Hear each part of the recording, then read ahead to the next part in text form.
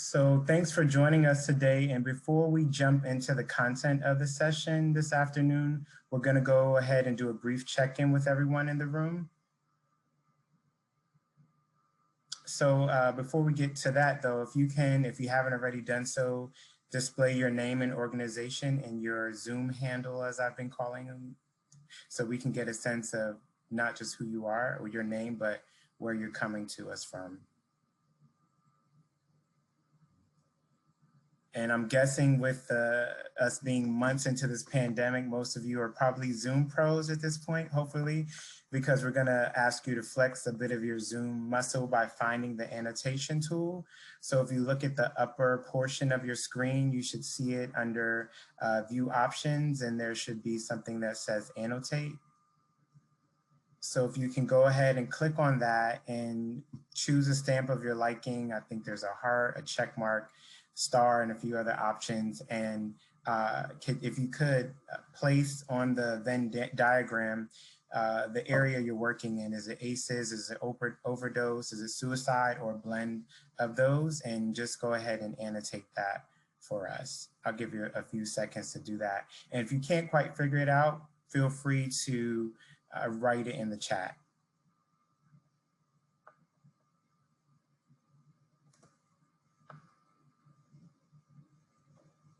I think I should have worn my glasses.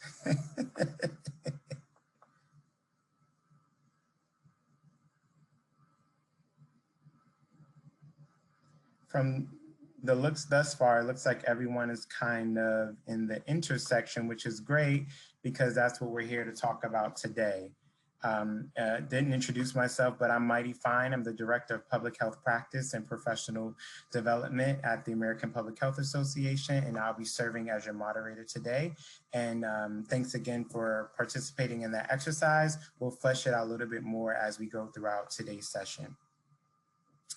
Just keep in mind, we will have an opportunity for Q&A with the panelists, but if there's something that comes to your mind and you want to get it answered, be sure to type that in the chat function. Rachel and I will be monitoring that so we can capture that and hopefully get to those answers towards the end of the session. Kenzie will be talking about the ACEs, Overdose, and Suicide Messaging Project that we partner with them on. And what I'll just say briefly about that is that obviously APHA sees value in working with CDC, and we recognize that adverse childhood experiences, overdose, and suicide are major public health problems, and we recognize that there's not a sole solution. So brainstorming with folks like CDC and other partners certainly made sense for us. And as we've seen with COVID, and we know historically that pandemics have a great impact on mental health. And so we see that there are touch points, obviously, with child maltreatment and abuse, substance misuse, and certainly suicide and suicide ideation. So Dr. Chris Jones is going to kick us off. He's the Deputy Director for CDC's National Center for Injury Prevention and Control. He'll be followed by Commander Kenzie Lee, who is the lead of strategic partnerships at CDC's National Center for Injury Prevention and Control as well. That's a mouthful. And closing us out on the panel will be Jonah Cunningham, who's the Government Relations Manager at Trust for America's Health. So without further ado, Dr. Jones, I'll turn it over to you.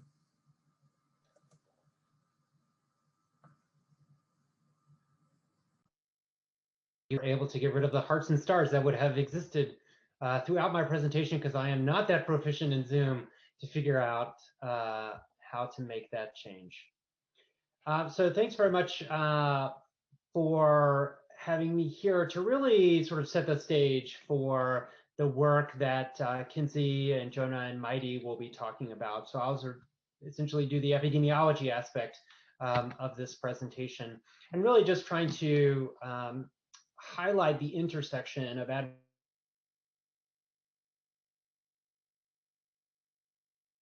maybe I don't know how to even advance the slides. Let's see here.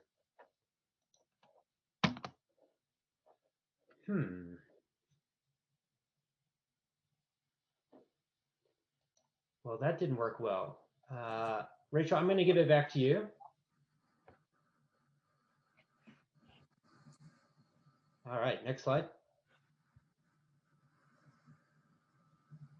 Okay, so first, I want to define what ACEs are. Adverse childhood experiences, we refer to them as ACEs, but sometimes they may be referred to as childhood traumas or early adversity. And historically, ACEs have been defined as physical, emotional, sexual abuse, physical, emotional neglect, and then household challenges like mental illness in the home, substance use in the home, domestic violence or intimate partner violence in the home, divorce, or incarceration. Those were the ACEs that were historically defined in the 1990s and sort of the seminal publication between CDC and Kaiser, where they first looked at the connection between ACEs and health outcomes. Our understanding of ACEs and early adversity that contribute to negative impacts on health and health risk behaviors and social and economic outcomes has expanded over time. But fundamentally, these are traumatic experiences during the first 18 years of life.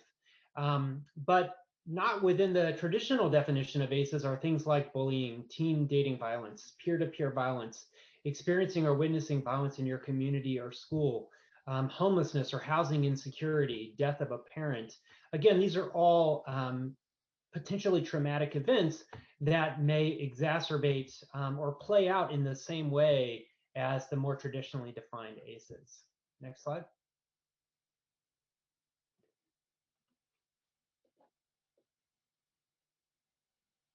Technology is our friend today.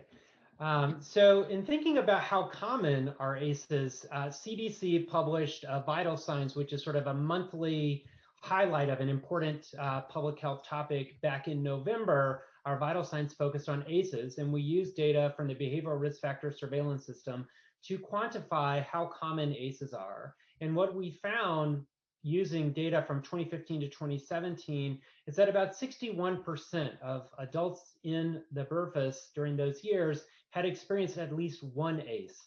And you can see here in the first part of this figure, the breakdown between the number of ACEs.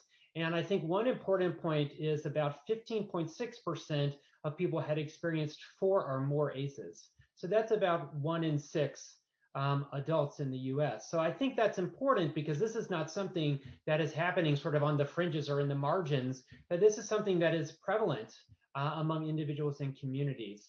And it's important to know that there is strong evidence that the higher number of ACEs you're exposed to, the higher you are to have risk for poor health outcomes, early mortality, and engaging in health risk behaviors. So the idea that 1 in 6 have experienced 4 or more ACEs is a really important finding to help us understand how prevalent but also how impactful, if we could prevent ACEs, we could have from a population health standpoint. Next slide. And there has been over 2 decades of research that really have quantified and further characterized the broad impacts that ACEs have across the lifespan. So not only topics in the injury space like traumatic brain injury, fractures or burns, but also mental health, depression, anxiety, and suicide, maternal health, unintended pregnancy, infectious disease like HIV and STD transmission, chronic diseases, cancer, diabetes, heart disease, as well as risk behaviors, so substance use, alcohol use, unsafe sex, illicit drug use, as well as opportunities throughout the lifespan, so graduating from high school, earnings, potential occupations. All of these have been associated with ACEs through a variety of research that has been done over the last 2 decades. Next slide. So how do ACEs actually impart their effects on not only health risk behaviors, but health outcomes? So what's the connection between something that happens early in childhood and somebody's risk for heart disease or diabetes later on in life? And fundamentally, there is a connection between those early adverse events and the development of toxic stress in the body. And this diagram here is fairly simplistic, but it sort of plays out the cycle of what happens when an individual is exposed to sort of chronic high levels of stress. And essentially, during the early years of life, when the brain is forming and the connections are forming of your emotional response and how you process emotions and how you have executive function, your decision making, stress hormones that are released when somebody is exposed to chronic stress influences how those connections in the brain are made, and those play out throughout someone's life. So toxic stress has an impact on how you respond to stress later on in life, how you receive and process rewards. So the connection between substance use and ACEs very tightly connected because of how an individual who's experienced chronic stress and toxic stress may receive reward from external stimuli. Emotional processing, coping strategies, executive functioning. So those parts of the brain that say, I know this is risky, but maybe I should do it, maybe I shouldn't do it. That's sort of the executive functioning side. Decision making, cognition, and even organ function, how other organs relate through stress hormones and the development of those organs. So it really does have a cascading effect throughout the lifespan. Next slide. And this diagram, I think, really pulls it together without going in depth into the science, but to know that there are these early events that happen that are potentially traumatic, inducing chronic stress, which results in disrupted neurodevelopment. So again, the developing brain in early childhood, which plays out in an individual's ability to engage social, emotional, cognitively. And so you have impairment or dysregulation, which then may lead to the adoption of health risk behaviors. So if you're not able to process emotions and stress, using substances might be a viable coping mechanism for an individual. And of course, if you are engaging in alcohol use, substance use, smoking, those obviously have detrimental effects throughout life, and ultimately developing different chronic diseases or lack of opportunity, and then early death. And studies show that individuals with high numbers of ACEs tend to die on average about 20 years before matched groups without those high numbers of ACEs. Next slide. So that defines ACEs. Now I'll talk just a little bit about substance use, and I want to go through this fairly quickly, but just to give a brief snapshot of sort of where we are on substance use and why caring about ACEs is important, and why if you care about substance use, you should care about ACEs. And we are certainly in the midst of an evolving overdose crisis in the US. And this just shows the changing drugs that are involved in overdose deaths from 1999 to 2018. And you can see here that we are very much in the phase of synthetic opioids like illicitly made fentanyl that are driving increases in overdose deaths, and then a resurgence of cocaine and psychostimulants like methamphetamine that are also contributing. So the overdose crisis, again, continues to evolve and has become complex in recent years. Next slide. And this is just the demographics of who is dying from opioid overdose deaths. You can see here that males, individuals who are in sort of the middle ages of life, younger to middle ages, have the highest rates. You can see there are differences by race, ethnicity. Non-Hispanic whites have the highest rates, followed closely by non-Hispanic Black and non-Hispanic American Indian, Alaska Native populations.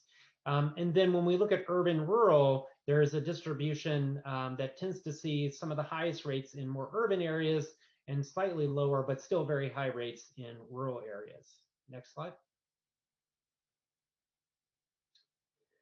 And as I mentioned, we are certainly not heading in the trajectory that we would like with respect to overdose deaths. The latest provisional data that have come out from CDC, these are through February of 2020, show that overall overdose deaths have increased about 8.4% between February 2019 and February 2020, again, driven by increases in synthetic opioids, psychostimulants, and cocaine. Next slide. Now pivoting to suicide. Again, like opioid overdose deaths, there are approximately 48,000 individuals who died from suicide in 2018. That's about 130 individuals every day. And we know that really the deaths from suicide are the tip of the iceberg. According to the latest estimates from the National Survey on Drug Use and Health, about 12 million adults seriously thought about suicide in the last year. 3.6 million made a plan for suicide, and 1.4 million attempted suicide. So those numbers are large and certainly present opportunities for prevention and intervention with those individuals. But again, the trajectory of suicide, like overdose, has been going up over the last decade. Next slide. And I think this slide for me is just a particularly motivating slide to recognize just the tremendous impact that suicide has, especially in the teenage through early adulthood, where it is the second leading cause of death among people ages 10 to 34 years. So really, so much potential life lost as a result of suicide. But even among people in middle age, it is the fourth leading cause of death. You start to see more of the chronic diseases as leading causes of death, but suicide is still there. And even among 55 to 64-year-olds, it's the eighth leading cause of death. So it is prevalent throughout the lifespan. If I could talk. Next slide. And like opioid overdose deaths, you do see higher rates among males versus females. This is the blue lines on the top part of the figure, just stratified by age group. But you can see across the lifespan, males have higher rates. But you do tend to see a little bit of a shift where among females, the highest rates are among 45 to 64-year-olds, whereas for males, it's in the older male population, 75 and older. You do see a bit of a difference between overdose deaths and suicide, where you have your highest rates, whether it's among males or females, highest rates in your more rural areas. And in fact, rates in rural areas of suicide are substantially higher than what we see for urban areas. And there are also certain populations like veterans, active duty personnel, tribal populations, as I mentioned, rural communities, sexual minorities, people who are experiencing homelessness, and even certain professions that have higher rates of suicide. Again, these data can help us think about where do we want to plug in and who do we target among high-risk populations for prevention. Next slide. And one thing I think is really important as we think about suicide prevention is that there is no single cause of suicide. Often the policy response is we just need more mental health services. But data from CDC's National Violent Death Reporting System documents quite clearly that there are a multitude of factors that contribute to a suicide. And these were done in a vital signs a couple of years ago, but you can see here high rates of relationship problems, substance use, financial problems, criminal legal problems, physical health problems, or an acute crisis in the past 2 weeks or in the upcoming 2 weeks that contributed to suicide. And so again, we have to think about a comprehensive approach to reducing suicide that addresses the spectrum of risk factors. Next slide. So the piece that you've all been waiting for is really, how are all these things connected? So why should I care about these 3 topics? And how can we make progress if we're collectively addressing them together?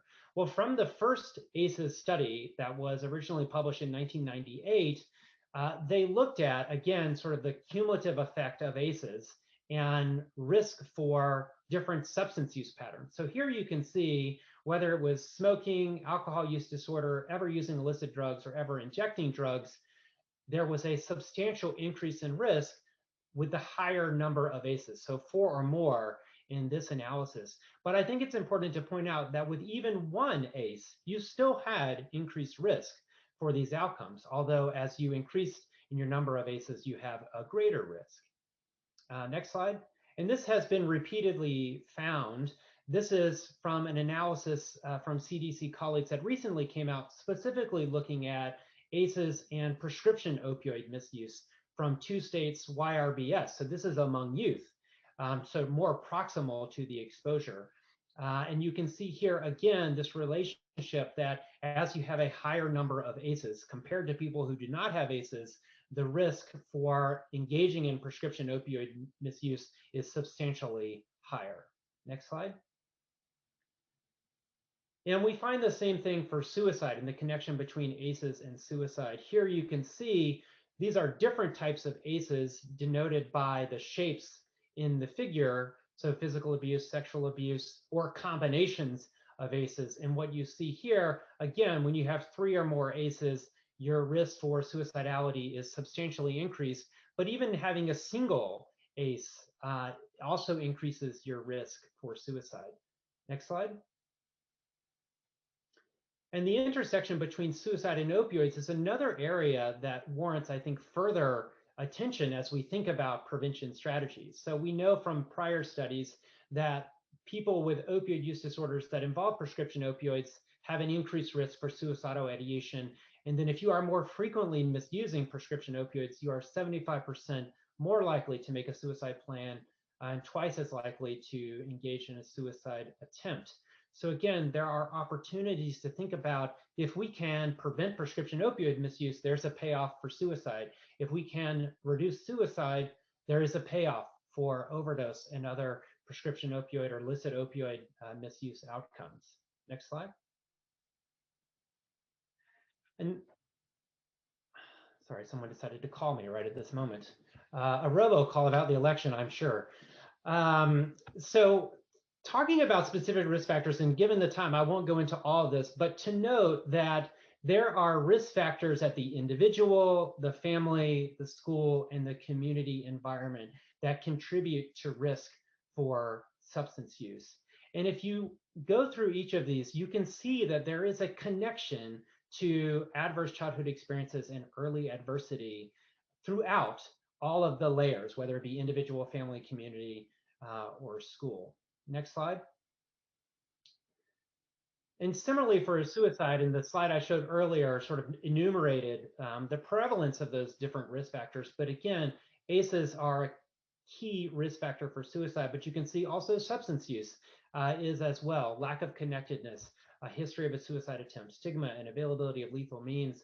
These are all risk factors for suicide, and they share many risk factors for substance use. And ACEs really are the foundation of a lot of that risk for both of the outcomes. Next slide. And here's where I think it's really important, because we often focus on the risk factors, but okay, so what? What do we need to do? And how do we think about protective factors that can provide a blunting or mitigating effect for both substance use and suicide? So resiliency, self-efficacy, spirituality, interpersonal skills, including how to deal with emotions, cognition, how to deal with others in relationships, treatment of underlying psychiatric disorders. And at the family, community, and school level, attachment to family, school, and community. So connectedness, meaningful involvement, safe, stable, nurturing relationships. That is the crux of what we're trying to put forward for ACEs prevention. Positive behavior is recognized. Norms in the family, school, and community around violence, substance use, help seeking is acceptable. And then opportunity for fulfilling extracurricular activities. So this is really the roadmap for how we make progress with prevention, is instilling these protective factors in individuals, which are really the counter to risk factors. Next slide. And why is this important? And this is the last slide, I think, that will really hopefully energize you, regardless of what your primary focus is. And this comes from our vital signs again, where we estimated if we could prevent ACEs, what is the public health payoff? How can we impact chronic diseases, health risk behaviors, and socioeconomic challenges if we can prevent ACEs? And so I'll start with the substance use health risk behaviors. We could reduce smoking by 33%, heavy drinking by almost 25%. We could reduce depression by 44%. That's clearly a huge chunk of risk for suicide. But we also could have substantial reductions in chronic diseases as well, and things like unemployment and people graduating from high school or having health insurance. So there's really a lot of potential power in preventing ACEs that can make an impact on two really important public health issues, suicide and overdose, that the trajectories are not heading in the direction we want. And so if we can create community about how we talk about these things and how they intersect, we can further advance our prevention efforts. So with that, I'll turn it over to Kinsey, who will tell us how we can all do this better moving forward. Thank you. Thanks, Dr. Jones. Okay, I am getting control of the screen, and we'll see if it works over here. Oh, looks good. All right. Thank you so much, Dr. Jones. It's really important that we're grounded in, I think, the epi and the science, so we understand the importance of what we're doing and those shared risk and protective factors of ACEs, overdose, and suicide. So as alluded to, I'd like to dig just a little bit deeper into how we might talk about these topics, because as we just found out, these are all important public health challenges, although I think we can all agree that they get varying degrees of attention, varying degrees of focus, and then, of course, varying degrees of resources also. And at CDC, we really recognize this connection between the issues and believe that all three could be more effectively prevented if we specifically acknowledge that there is a connection and then we act according to that connection. So the messaging we're going to talk about today is intended to help us accomplish that. And by, us, in air quotes, I mean not only CDC, but the entire field of public health.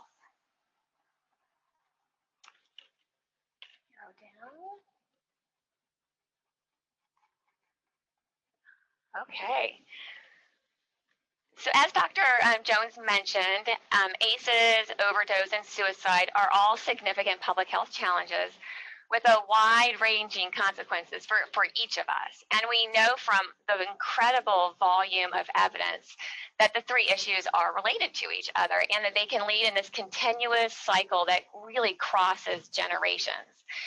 Fortunately, right, the public health sector is uniquely positioned to help address all three of those issues. But unfortunately, few decision makers in both the public and private sector are really well versed in what the heck public health approach is. And they're easily, and really it's understandable, they're easily confused by our public health jargon.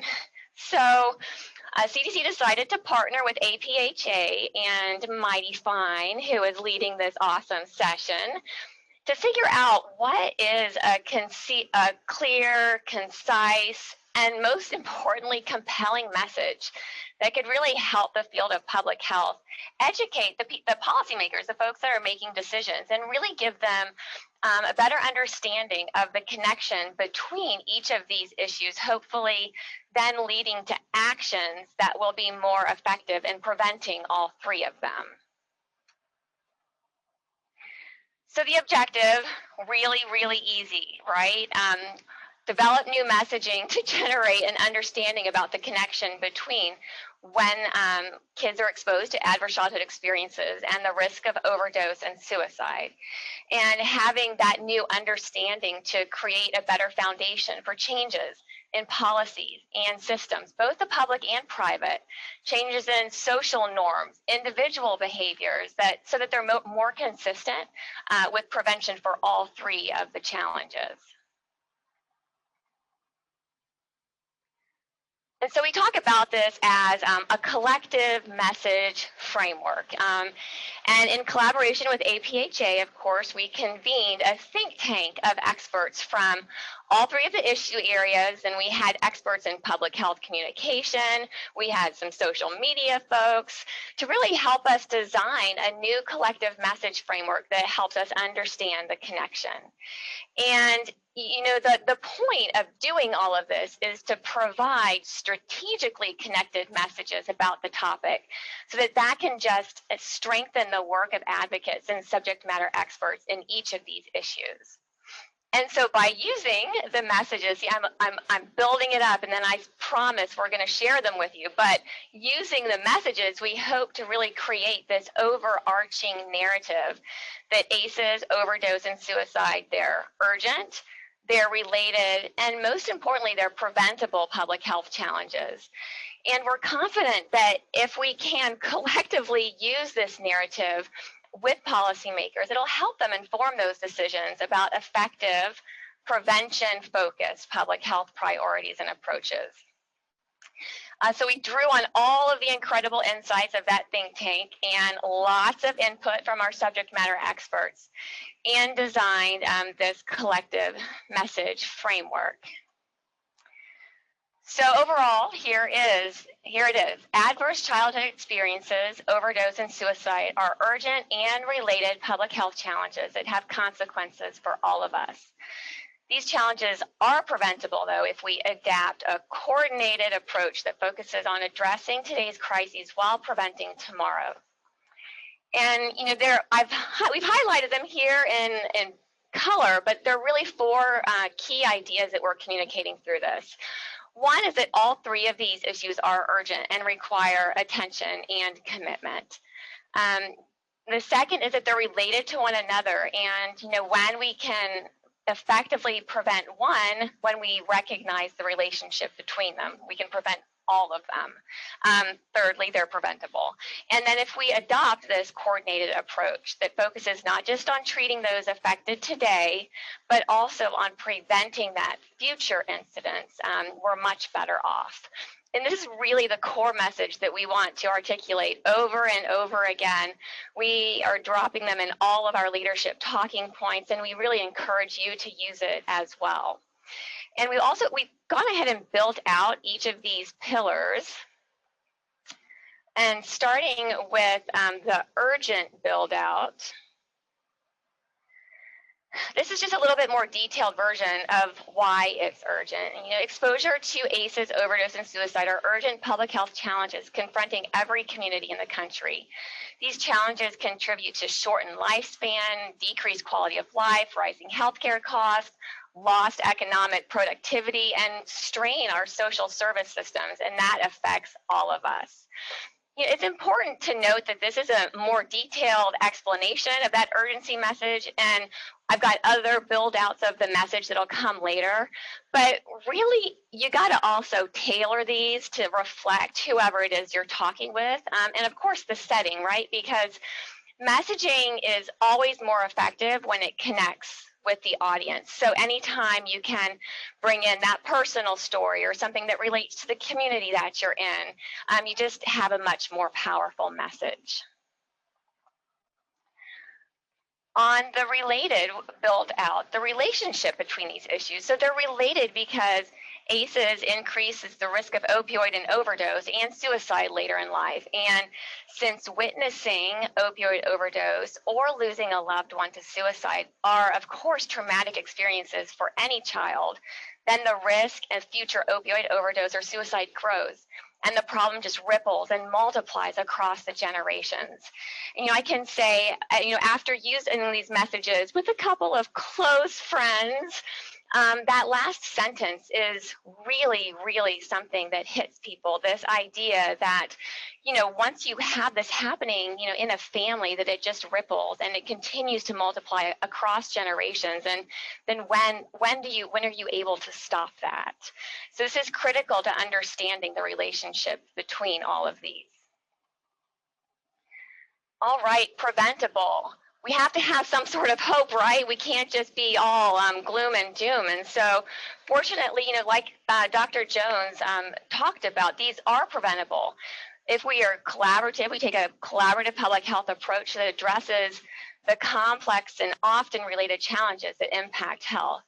By building on community strengths and focusing not just on treatment, but also on prevention, we can meet that immediate need of those that are already affected while preventing future risk and negative health outcomes. And, you know, I think it's important really in delivering this message to also be really conscious of how much your audience understands about what is meant by a public health approach. I think for many people, prevention is a really difficult sort of foo-foo-y type of concept to grasp. And I think most of us, though, in public health, we know this image and we think about, oh, upstream prevention efforts, but we really can't assume that our audience knows what we're talking about. So to encourage clarity specifically in this messaging, it can be really helpful to give specific examples of prevention efforts and interventions. And also, you know, just, you know, keeping in part with the time, it can be tempting, especially in a crisis, to focus on treatment for those affected today. And that's really important, and it's an absolutely necessary part of the process. But we also need to get people to understand that prevention is central to a public health approach, and that's also extremely important. All right, so down to the coordinated approach aspect.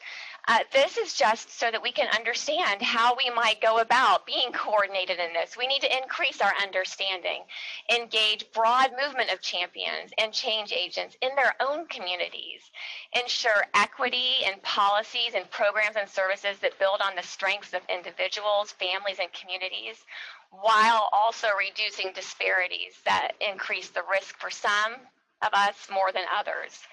And then lastly, you have to invest in research and evaluation so that we can understand better about what works, why it works, and for whom it works. So, okay, a little bit of a practical application of the messaging. These type of narratives only really take root if we and others across the public health sector and beyond start using this with the public, with private folks, with policymakers at all levels. And in practical application, it can be used as a standalone in those instances, or it can be used in interactions where you're primarily there to talk about one thing, like you're going in to talk about ACEs, but you also want to broaden the understanding of the policymaker about the relationship between that issue and the other two things. So just a couple of quick tips on how you might think about doing that. We call this bridging to the collective message. So for instance, you're meeting with a policymaker to talk about maybe one of the issues, and you want to bridge to that larger collective message. You could say something like this, right? So today we've been talking a great deal about suicide prevention, and I'm glad that you've had a chance to focus on it specifically, but I also want to take this opportunity to talk about the bigger picture because, you know, we at CDC or APHA believe more progress can be made if we think about it holistically. So just an example of how you might be able to actually use some of these messages.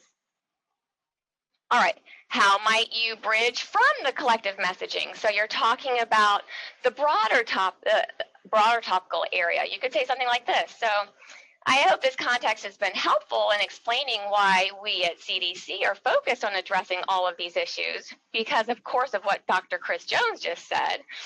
But now I'd like to focus a bit more specifically on suicide prevention and what we can be doing today to effectively address it. So just a few ideas about how you might use these specifically. Okay. So that is sort of building up to, I am so super excited to share with you guys the debut of all of this cross-priority messaging products. I sort of feel like there should have been a drum roll here, right? Or some confetti. Oh, thanks, Mighty. I see that. Appreciate that. But as participants of this session, you're getting the very first look at these products that are going live to our partners later this week. And we really hope that these products are actually a useful tool for you and for our partners to talk about ACEs, overdose, and suicide. Okay, well, I can't show you everything at once. So before showing you the complete infographic we developed, I'm going to show you each of the segmented messages. So build up to that.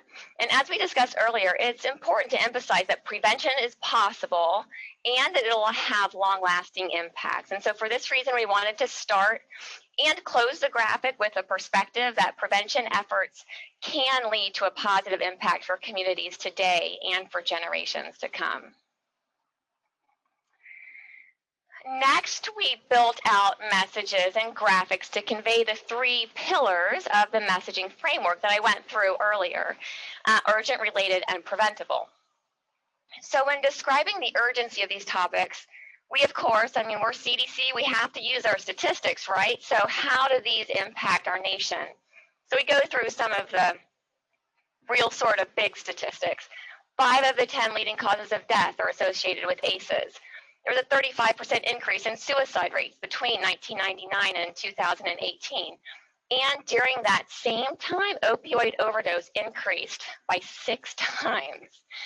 And as you saw on the last slide, the second infographic depicts that ACEs and suicide and overdose are all closely related to each other and connected. So when we prevent one, we can decrease the risk of the others. And then finally, We coupled the prevention method with 4 tangible ways that we can address ACEs, overdose, and suicide. So by engaging people as change agents in their communities, increasing the understanding of shared root causes, ensuring equity in policies, programs, and services, and investing in research to better understand what works. So that's putting it all together. And the last component of the larger infographic still to come is this idea that illustrates shared benefits of prevention in real plain language terms. So if we prevent ACEs, overdose, and suicide, then we can see increased economic productivity, lower healthcare costs, more effective programs and services in our communities, and longer lifespans and increased quality of life. All right, so here it is. When pieced all together, each of the smaller components of the shared messaging become this succinct one-pager that can be used with meeting with partners or talking to policymakers to explain that relationship between ACEs, overdose, and suicide, and the importance of public health prevention efforts to address the 3 of them. And it wouldn't be proper messaging, right, if we didn't have, in addition to the infographic, accompanying messaging products, which we're very excited to release, mostly because they just got approved late last week. So just being real with you guys. And these fact sheets go deeper into explaining each of these 3 issues, the connection between them, effective ways to prevent them. We also have an FAQ document that talks about a lot of the ways we build out the messaging. And I think if Rachel's ready, the documents and the infographics are linked in the chat for you to have a first look at them. You know how like on YouTube, they like point down? I don't know, I'm making some kapowie. We'll see if she can get that going for us. The products leading up to this point, you know, we've mostly focused on tools that will help communicators develop their messaging about the topics. Oh, there she goes. Look. Thanks, Rachel. But we also have social media. Maybe. There we go. Graphics for partners that you can share on your social media platforms for broader reach. And we've also developed sample graphics. They're sized accordingly for Twitter and Facebook, and we built out sample text, so we've got all of that ready for you.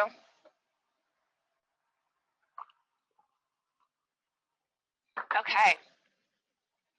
So, dissemination and next steps. And, you know, in thinking about how we can best share these products with our partners, we just knew that it would be important to have web pages so that you can circle back to these, go for a deeper dive into the topics.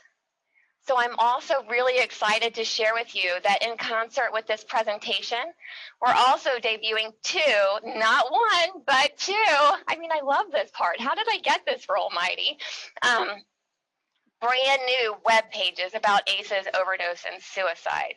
So when you go to the APHA site, you can see the infographic, and we're going to continue to build out more things around this. We also created a sister CDC webpage that talks about the 3 issues and links to other data, info, and prevention efforts. So we hope that these web pages and each of the products that we debuted today will be really helpful resources to you. And so just wrapping it up here, we are not done. We still have several years of work to do with APHA, and we've made great progress in beginning to reimagine how we can talk about ACEs, overdose, and suicide. But during this next year, we'll be working on this project and focusing on creating a training about the 3 converging crises that will be available to the public for CEUs. So hopefully that's something that will be useful for you. And we're going to also work on developing other products based on feedback. We would love to hear your thoughts about the message, how we can shape future products that suit your needs and the needs of your partner organizations. So with that, I am done with my section, and I think next is Jonah to bring us all home, right? Yep. Hi everyone. I've made the joke and I'll make it again. This is like Weezer closing up after the thing opens up for them. So I am excited to be here. Thank you, Kinsey. Thank you, Chris, for some great presentations, giving us a background on ACEs and also the collective message framework. So my name is Jonah Cunningham. I work for Trust for America's Health. You can go to the next slide. First off, I just kind of wanted to level set with you all about who I am. Don't worry, I'm not going to get too existential on you. It's a Monday. No one wants that. But my background is I spent 6.5 years on Capitol Hill working for Congresswoman Napolitano from California's Fighting 32nd District. During this time, I administered the Mental Health Caucus, which means we developed various pieces of legislation, both dealing with ACEs, mental health, workforce. We met with stakeholders, constituents, advocacy groups, as well as organized a number of briefings and events to highlight these issues and to educate both fellow policymakers, other staffers, and just the general public. Since the fall of 2018, I've been with Trust for America's Health as a government relations manager, kind of on the outside, doing similar work, educating policymakers and staff, advocating for policy and systems change. You can go to the next slide. So, one back. So Trust for America's Health, we're an independent, nonpartisan public health and prevention organization. We focus on evidence-based policy and research, and we produce a number of reports. For example, we have a report on funding the public health system. We have one on obesity, pandemic preparedness, which isn't too timely, you know, as well as pain in the nation. One important thing is that we get no federal funding and no industry funding. Sometimes, especially in the Beltway, where you stand on certain issues depends on who's paying your light bill. So we try to be very independent and let the evidence guide us to where we want to go. Next slide. So I mentioned the Pain in the Nation report. Along with our good friends at Wellbeing Trust, we've issued this report focused on the triple epidemic, and it becomes really clear how it associates with the ACEs narrative. So we focus on suicide, the increasing rates of suicide, substance use, and alcohol-related deaths. And these issues are focused towards policymakers, specifically federal policymakers. So we have a quick rough and dirty of the recent mortality data. We also include recommendations. And in the past, we've had issue briefs that focused on different systems like the educational system and the healthcare system, as well as different populations like millennials and adolescents and those special needs that each of those populations has. Our most recent report we did early in May 2020, which feels like 5 years ago, focusing some of the top line 2018 mortality data. You can go to the next slide. So obviously, my background as a former Hill staffer and current government relations manager, we really focuses on the federal policymaking process. And I will be upfront in saying this is not to discount the important role that state, city, local policymakers are currently engaging in, and it's just as important to reach out to them. And now, before I dive into the need for a shared narrative to push policy change, I thought it'd be helpful to kind of review how policy change can be affected. And everyone knows the Schoolhouse Rock, you know, I'm just a bill on Capitol Hill. Unfortunately, bills are much less entertaining and the process is very complicated. The levers to shift policies are available in all three branches of government, but relevant to this discussion, we'll focus on the legislative branch, so Congress, and the executive branch a little bit. So just a quick review, Congress can appropriate funds, it can create taxes to act as disincentive for certain behaviors, and it can establish rules and regulations, interstate commerce, etc.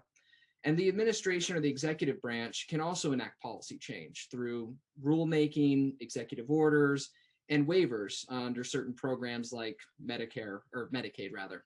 And it should also go without saying that any policy change isn't far removed from its twin brother, politics. So, and while there are a number of theories on why a bill is passed or not, I will not delve into that because I am not a political scientist. I will focus on how Mr. Bill here and how some issues like ACEs that are so cross-cutting enough to affect multiple sectors that the need for a shared story to bring it all together and to effectively communicate to policymakers is needed. So next slide. So before a bill becomes a law, there's a very long journey. My quick search last week showed over 19,000 bills introduced this Congress alone. So needless to say, Mr. Bill has a very long journey to become law. And there are only so many hours in the day, so many members of Congress to really push and advocate for your bill and for ACEs, to really champion, if we're talking about the narrative, ACEs. So to help separate him from the pack, he'll have to create a story, conveying the scope of the problem, how it fixes, how it seeks to address the problem, and navigate really any pitfalls such as cost or feasibility. Sometimes there's administrative, territorial issues. So for executive rules, it's a little different. For to oversimplify a very complicated rulemaking and executive order process, through the informal rulemaking process, there's a notice through the Federal Register. If you want to read it, it's great nighttime reading, especially if you're having trouble going to sleep. There's a notice, there's an opportunity to comment, and then a final rule is issued. For stakeholders, it's important to really notice it. Sometimes Google notices are great. For legislation, the process is much more complicated. First, a bill's introduced, it's referred to a committee, hopefully gets a hearing in the committee, then it's discharged from the committee, goes to the floor, is considered on the floor, then goes to the other side of the Capitol to start it all over again, and then signed by the president. Now, if that bill is any different than the original bill that was passed in the other body, it has to be reconciled. So let's just say throughout that process, you are conveying that message about the bill, about how it addresses those issues, how it avoids those pitfalls, and what the scope of the issue is multiple times. So something for adverse childhood experiences where, let's say, it touches different sectors, you'll want to highlight different things, different aspects of it. It can be difficult to do that when there's so many hours in the day, knowing who to talk to, when to talk to. So hopefully a shared narrative is one piece of that puzzle that makes it easier to do that outreach and to contact your member of Congress. You can go to the next slide. So the strengths of a shared narrative, we can establish support from different sectors, and we can also engage the general public. It's good to have friends in life in general, but when trying to affect policy, it's imperative, or at least not to have too many enemies. Now, when an issue cuts across all these different sectors like ACEs does, it's important to notice and to really get support from different organizations in different sectors. So we can highlight mental health, we can highlight substance use prevention, we can highlight education, healthcare, community health, and the list goes on, maternal health. So like policymakers, like Congress, there's only so many hours in the day, and there's only so much bandwidth these organizations have. And yeah, I understand that's kind of a mixed metaphor to cut through the noise. But as Kinsey mentioned in her presentation, there's a lot of thought that goes into that these things are preventable, they're urgent, and they're related. Now, to really educate policymakers and engage the public and different sectors, obviously these are different audiences, and you're not going to share the same story no matter what. You have to tailor your message to a specific audience. You have to, for example, if we're hypothetically trying to push a bill that would expand the role of public health in preventing ACEs through increased coordination of child welfare and educational systems, you may emphasize, different aspects to the educational stakeholders versus the child welfare stakeholders. For example, with education, with, for example, the National Education Association, I might talk about educational attainment and how high ACE scores affect that. While if I'm talking about child welfare systems, talking about the disruption in child development that it causes. So while a shared narrative is vital, I will also say it's difficult to change policy. It is not the only ingredient for rapid policy change. If I knew that, I would tell you. So going to the next slide, you'll have to repeat the same narrative. You'll have to call your legislator, call their office, visit their district office, call your mayor, call your school board member, and say the same thing, oftentimes over and over again. And it's difficult to do. One example, and just kind of demonstrate how difficult policy change can be and how stubborn you have to be and persistent to ensure that it occurs, is one bill that I worked on that recently passed the House 2 years after I left. So the Mental Health in Schools Act, which is now the Mental Health Services for Students Act, was a bill that we helped develop with the Congresswoman that was first introduced in 2009. When a bill is introduced, you try to get co-sponsors from different legislators. You try to get endorsements from different stakeholders. You try to educate the general public to have it be a priority for fly-in days. You really try to do any type of dog and pony show to really gain support for it. So introduced in 2009, 100 co-sponsors, died in Congress. It expired at the end of Congress. So next Congress, we reintroduce. Again, get the co-sponsors, get those endorsements, educate, try to find different stakeholders. Again, failed in Congress. So we continue to do this and continue to do this. And each time we reintroduced it, we try to think more and more broadly about mental health in schools. How does it affect not only educators and mental health advocates, but what does it affect to the community? What groups can we get to endorse it, to really promote it and champion it? So at each year, we gain more and more support. Each year, we gain more and more stakeholders that are involved and invested in it through education. And eventually this year, it passed the House, went through that process. Yes, get the confetti going.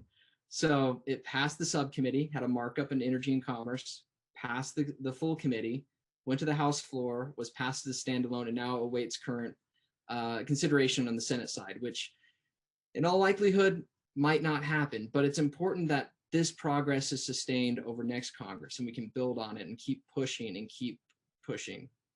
So moving on, next slide. That's a legislative example. Now, as an advocate, in which most of you, whether you know it or not, are advocates, it's important to kind of find your kindred spirits, find people that are interested in the same issues as you, whether it's through organizations you're a part of, whether it's professional organizations, through schools that you attend, through neighbors even. Please, please, please be part of the process. As they say, either you're at the table or you're on the menu. So don't be afraid to call your member of Congress or your policymakers. Little plug there. But for us, I mentioned earlier in my presentation about the Pain in the Nation report, which highlights the increased mortality from substance use, suicide, and alcohol-related deaths. And in 2018, we realized that a number of downstream advocacy efforts were being implemented. You know, MAT was being expanded, mental health parity was being championed. There was a big focus on expanding mental health services, but there wasn't a clear focus that was that cut across sectors, that focused on prevention, and included things like ACEs, included about community coalitions, things that we can really do upstream to address these downstream effects. So recognizing it and wanting to build out the work, we established, you can go to the next slide, the Wellbeing Working Group. And again, this started in 2018. This is a cross-sector coalition. We try to focus on upstream strategies to address the triple epidemic. And we have over 40 national organizations, from public health, from mental health, from substance use prevention, from community health, from education. Really, everyone that is touched to it, we try to really have them allow them a seat at the table. And basically, we have two pillars, and we're all singing from the same song, but just different verses. So we try to educate amongst the groups, build bridges amongst, recognizing that while mental health services and healthcare have a vital role, public health also has a complementary role. Substance use prevention has a complementary role. Education has a role as well, and try to share resources amongst the group. And also, and this is more of a kind of inside the Beltway thing, we try to focus on joint advocacy. Where can we be helpful? Where can we have unusual partnerships that weren't there before to really push forward those bills and hopefully get them through the finish line? Because time is wasting right now, we need to do it.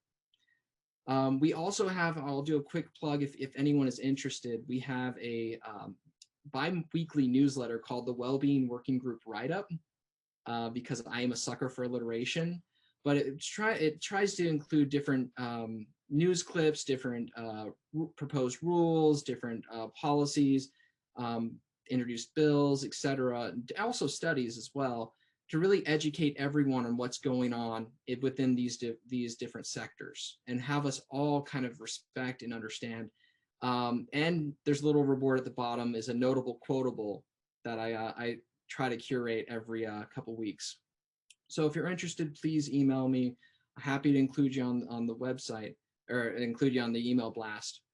But needless to say, there is power within this shared narrative. There is power to try to educate policymakers whose time is often they struggle with. They're pulled 1,000 different directions. So having this, and having the ACEs framework focused on how it's urgent, related, and preventable is vital, and I'm excited to be here and excited to help advocate in Washington, D.C. So you can go to the last slide. There's my contact information. Please do not hesitate to email me if you're interested in the Wellbeing Working Group, and thank you for the time. Awesome. Thanks, Jonah. Appreciate it. And thanks to all three of you for these stimulating presentations, all I think built upon one another and really reinforce the utility of thinking about the intersections of ACEs, overdose, and suicide. So prior to today's session, each of the speakers put together a list of the most popular questions that are usually posed during conversations about these topics, and we've created a series of polls. So we're looking for your engagement again, and your job here is to vote. Lots of talk around voting right these days, so we're asking you to vote here as well. And from the poll that Rachel will advance shortly, we're asking you to vote for the one question that you would like to be answered, and we'll do this a few times so that we're covering a myriad of topics. So go ahead and vote, please, and then we will select a question that's most popular.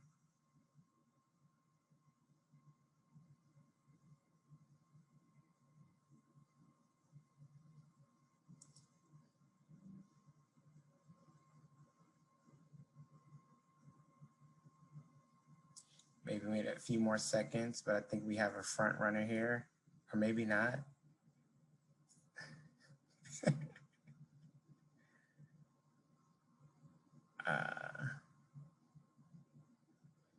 All right, we can go ahead and close it, I think, Rachel. It looks like question number 1, how is the COVID-19 pandemic and related mitigation measures such as social distancing impacting ACEs, suicide, and overdose?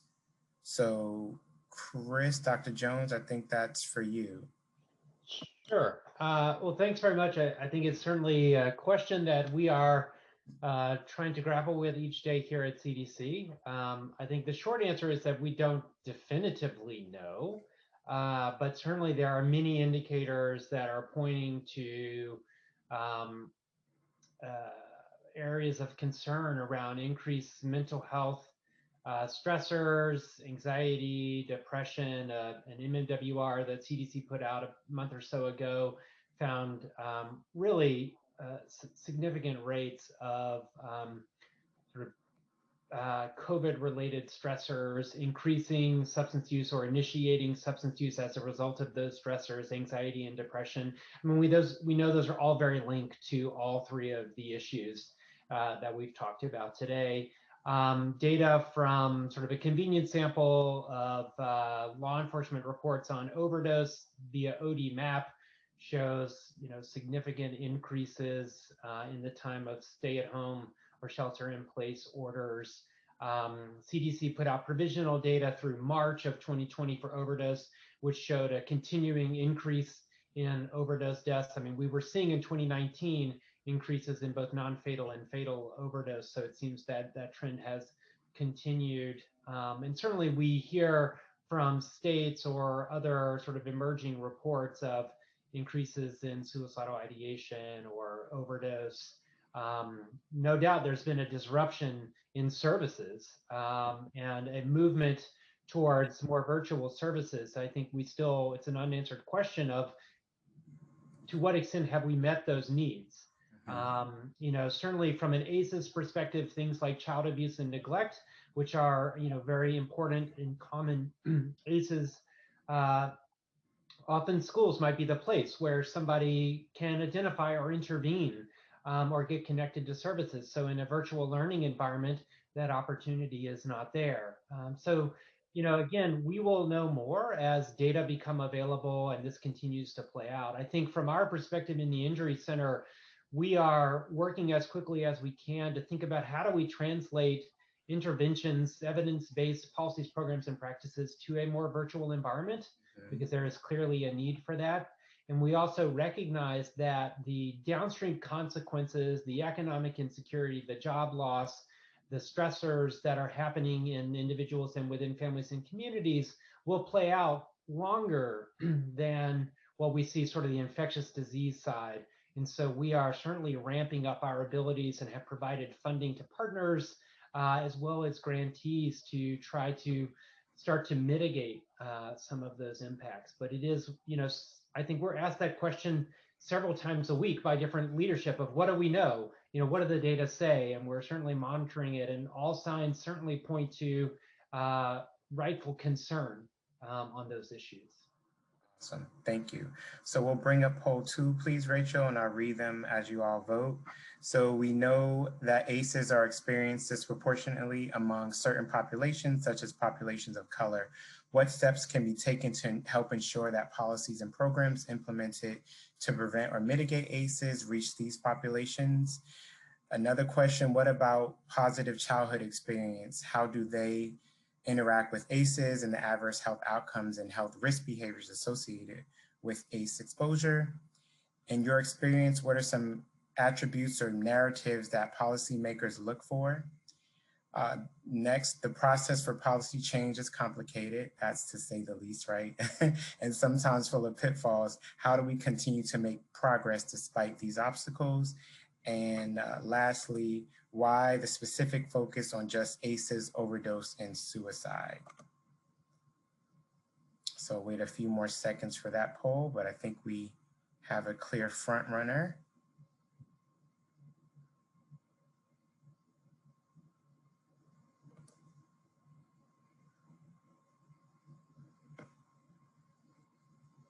I think we can go ahead and stop it, Rachel. And looks like number 2-1, what about positive childhood experiences? How do they interact with ACEs and the adverse health outcomes and health risk behaviors associated with ACE exposure? Is that me? The punishment for apparently writing good questions, as Kinsey said. I think that positive childhood experiences are really an area where we are trying to pivot. So we have, reams of research documenting the negative impacts of adverse childhood experiences. But having exposure to early adversity is not a guarantee that you will have all of these bad outcomes. They are simply an association that it increases your risk. And I think that's really important. And the context and the factors like positive childhood experiences or safe, stable, nurturing relationships are things that can blunt the impacts. So even if a child has a very chaotic home, if they have someone at school or at their church or some other community program that shows up, provides them love, provides them with a sense of consistency and security, we know that that positive experience can help mitigate or blunt the other effects that are going on in their life. And when we think about sort of the policy, program, and practices that we put forward as evidence informed or the best available evidence, they are trying to reinforce those positive experiences, focusing not just at the individual level, but at the family and the community level. Because we know collectively, if there is 1 or 2 ACEs that are happening frequently and chronically in a home, if we can build out other areas of someone's life or address those areas in the home, we can have a positive impact.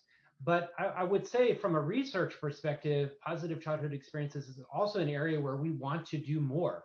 And we are making some investments with funding that we received this year from Congress in our ACEs portfolio to try to build out that work. We also just funded 4 communities to do comprehensive ACEs prevention. And a large component of what we're asking them to do is really focus on improving data and improving our understanding and more proximal to the exposure of ACEs, but also around positive childhood experiences. So we can better understand what's the interaction. Much of the available data really looks at sort of a point, you had this or you didn't have it, not how often did it happen, how intense was it, at what point in your life, and then what were the other factors that might have blunted or mitigated the effects. And so we are also trying from a research evaluation data space to address some of those questions as well. Awesome. Thanks, Dr. Jones. I have a plug. I'm gonna hold on to that because I would just say we're also doing around the positive childhood experiences a little bit of work with social media influencers and that idea about having those caring and creative and protective people in your life. And so over the last several years with the American Academy of Pediatrics, we've been working with lots of them are female social influencers who talk about like the people in their lives that have really poured into them. And in some instances, one of them talks about the 10 people who saved me, and just sharing those personal stories that show the impact of amazing people and people in their lives. And so we've been doing a little, I would never call it an actual campaign. We say mini campaigns, but hashtag find your 3, the number 3. And so you can, follow that hashtag. We have some on Instagram and Facebook and Twitter, and we'll be picking that up over the next year. And we also most recently did a little mini campaign called Thank Your 3, which is essentially the reverse, right? So reaching back out and thanking those people that were, had those positive relationships in your life. So that just, it's on the individual level, but it just underscores the impact that those positive childhood experiences can have for years and decades to come. So. I think that's wonderful because, as we all know, working in these spaces, sometimes it seems despondent, right? So when we hear narratives and stories about the positive aspects of engaging with folks, mentoring, and really uplifting the power of social capital and social cohesion, whether it's on an individual level or community level, I think it's critically important to showcase that as well. So thanks for pointing that out. I can think of my 3 immediately, so that's awesome. Mighty, I am coming for you. You're going to be in our next one. Yeah, I'm all about it. All right, so we have one more poll. I feel like it's rock, paper, scissors between the 3 of you. Let's see who wins. So first question. I have a guess. Okay. It feels like so much has been done to combat the opioid crisis in the last few years, yet the numbers continue to go up. What else should we be doing to reverse these trends? Second, what are some tools or tactics one could use to build support for an issue that touches multiple areas or sectors? 3, is there a way that my organization might get plugged into the development of future resources? And last, why did CDC decide to partner with APHA? So we'll leave it open for a few more seconds and see which question it lands on. Chris, you might want to take a sip of water.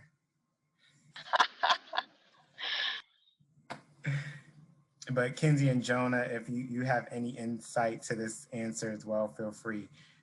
We can go ahead and, stop the poll, okay. So it's number 1. Chris, it's you. So I think that, clearly this presentation points to the fact that we can be thinking upstream. There have been substantial efforts to expand access to medication for opioid use disorder treatment, expand naloxone provision, and those are certainly critical elements to reversing the overdose trends. But we also have to have the longer term view of, what are the things that we need to do to get out of the situation that we're in. And certainly going upstream and addressing adverse childhood experiences, I think is a key area where there's strong science to support that we can make a difference. It doesn't necessarily stop the immediate bleeding, which is really the focus of a lot of people's interest and should be. But I think we can do those in tandem. They shouldn't be competing. But I also think that, we see that synthetic opioids like illicit fentanyl are clearly driving the increases, as are resurgent stimulants, often used in combination or exposure in combination with opioids. And so we have to think more broadly about how are we linking people to care? How are we keeping people in care? So we don't have medications for cocaine or methamphetamine. And if people are using opioids and those stimulants, we have to address the underlying stimulant use as well. And so it does challenge us to think about, are our service delivery systems adequately positioned to do that? And we recently documented in a MMWR vital signs from our Division of Overdose Prevention, using data through the first 6 months of 2019, where there are really opportunities to intervene among people who overdosed. And transitions of care, like release from the criminal justice system, or somebody was there when a person overdosed but they didn't have naloxone, or release from inpatient facility. Those are really high risk places where we can think about, are we doing all we can to connect people into care as they're making that transition? What's the continuity of care for those individuals? How do we continue to expand the availability of naloxone, even to people who might be using non-opioid illicit drugs, because we know fentanyl can show up with methamphetamine or cocaine. So I think it's doing all the things we've been doing plus more to really think about, what does the data tell us? Where is the risk? And how do we further target to address that risk? Awesome. Thank you so much. And Kinsey, I've seen you chipping away at some of the questions in the chat. We do have one more ask of the group before we close out, but we have a little bit of time. So I want to pose a question to the three of you. There was a question in the chat around, so we talked a lot about professionals and policymakers and communicating amongst those groups. There was a question about, how do you drill this down to schools where there are more sensitivities around ACEs, overdose, and suicide? And, there are certainly some nuances there that you have to navigate. So any suggestions you have for folks who are working in the education system and they want to promote this to a younger audience in administration and get buy-in there? Well, I think that, we do have effective programs. So a core component for schools is around social emotional learning. And while these concepts are, not necessarily geared towards a school youth environment, building up those skills are really critical. I mean, we have strong evidence to show things like life skills training, strengthening families program have these protective effects. Even if they're given in, say, middle school, they have protective effects for health risk behaviors, even into young adulthood. And so I think one thing is to impress upon school administrators and others that there is an opportunity to intervene, and that it can help with recidivism and delinquency and the overall school environment. You're not focusing on, one thing like drugs are bad, but that you're really focusing on building resilience and helping kids understand how to process emotions. I mean, you can even start earlier than that with good behavior game, or even like early Head Start, those types of things, which are setting people up on a positive trajectory throughout their school. But I think impressing upon schools that, one, there are evidence-based actions that they can take, that schools are a very important place in the life of kids. And again, they can blunt, if there's positive interactions there, they can help blunt and mitigate effects that might be happening at home. But I think the other thing is that often schools are sort of raised up and put in the position that they're supposed to solve society's problems.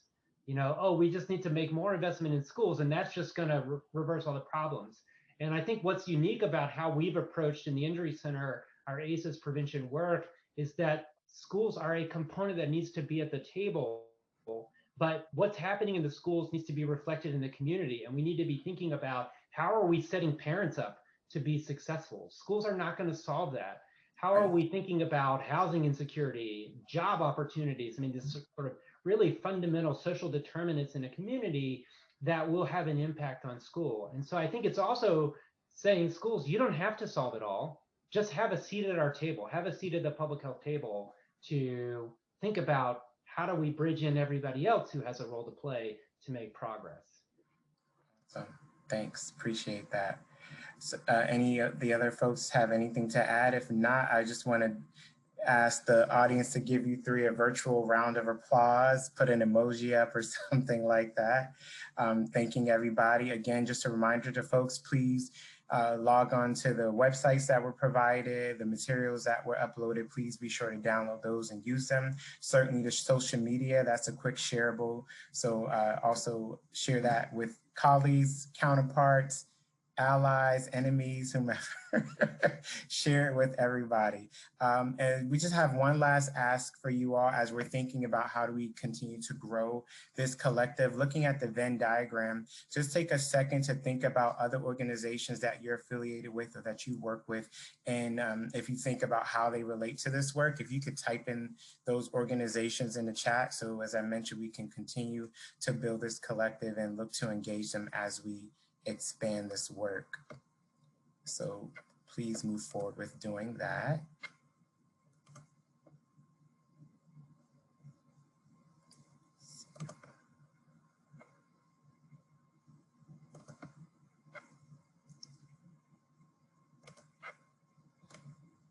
And with that, we're just want to thank you all for joining us. I don't know if any of the speakers have any parting words for the listeners. Thanks, Marty. No. Oh, no, I was just going to say that thank you all so much for being here and for being present, and especially for finding our presentation amongst all of the other choices that you had. I sort of feel like the flight attendant at the end of an airline. There were many choices that you could have had, but you chose ours. So thank you so much, and I hope you have a great rest of the conference. And if you have any questions, please don't hesitate to reach out to us. We'd be happy to talk more. Yes, again, thank you.